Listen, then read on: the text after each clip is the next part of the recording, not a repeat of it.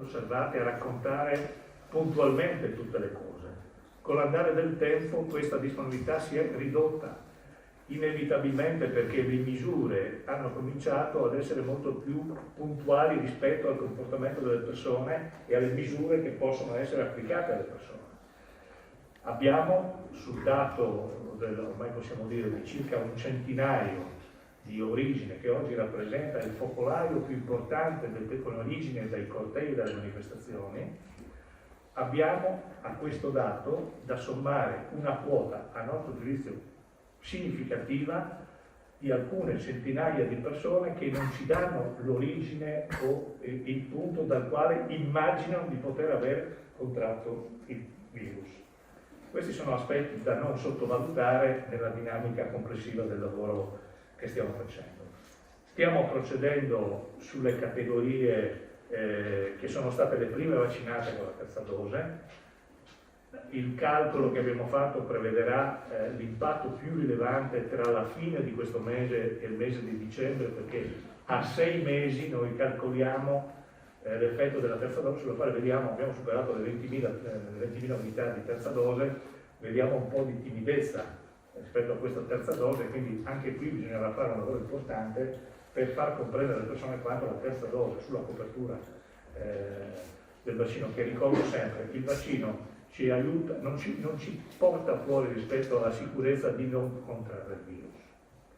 Però il vaccino ci mette in una condizione molto più sicura rispetto all'effetto che il virus può avere noi stessi essendoci vaccinati. E questa l'evidenza è chiara, il professor Barbone lo racconta ogni giorno. Stiamo cercando di fare questo lavoro in particolare per le strutture protette, unendo con tutta una operazione di burocrazia complessa che ha a che fare nel consenso informatico, non è un dato banale, per mettere insieme la terza dose sulla vaccinazione che riguarda il virus con l'antinfluenzale, che diventa un elemento altrettanto importante della politica di sorveglianza sanitaria. La dottoressa Zanaro vi ha raccontato un po' l'impatto nelle strutture sanitarie.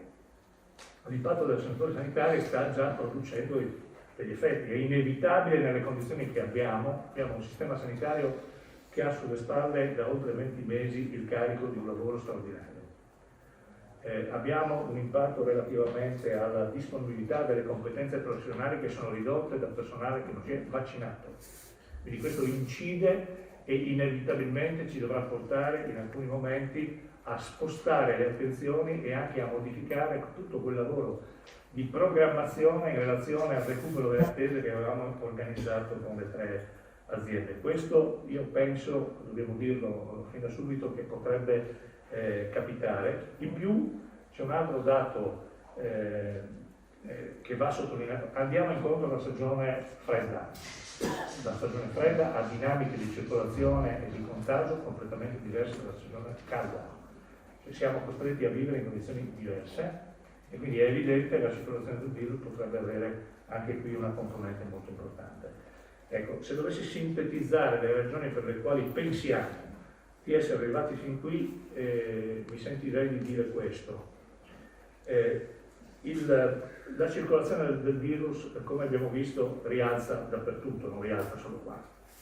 Qua rialza in modo sicuramente però più significativo. Questo è dovuto sicuramente in parte dalle aree che sono confinarie con la nostra regione. Questa è una dinamica che vede la provincia di Bolzano addirittura sopra noi, e vediamo in quella cartina la rappresentazione delle condizioni che abbiamo. Sicuramente c'è un tema della mobilità transfrontaliera che non è banale, anche gli effetti del possibile controllo. Fare un'attività professionale magari non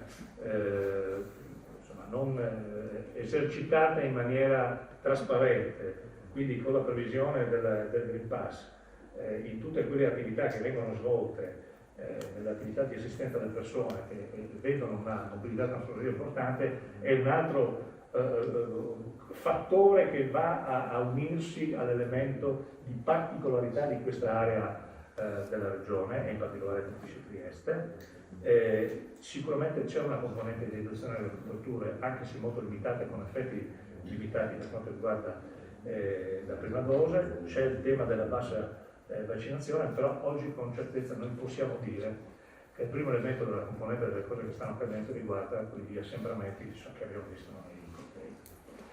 E guardate, questa è una componente che noi misuriamo per l'effetto che produce qua, perché tutti sappiamo che una buona parte, la parte maggioritaria di quell'effetto è composta da persone che nulla hanno a che fare con questa regione, con questa città. Quello non è un dato in questo momento misurabile dalle nostre strutture sanitarie, perché ovviamente le persone vengono e poi se ne vanno, e abbiamo imparato in questi mesi che alla fine il virus è una ruota che gira e si sposta, si allunga. Quindi è evidente che però paghiamo oggi il focolaio più importante determinato con l'origine da cortei. E quindi, senza essere troppo esperti di questa cosa, basterebbe il buon senso per dire che almeno le cose che possiamo evitare cerchiamo di evitarle, senza fare troppi discorsi complicati.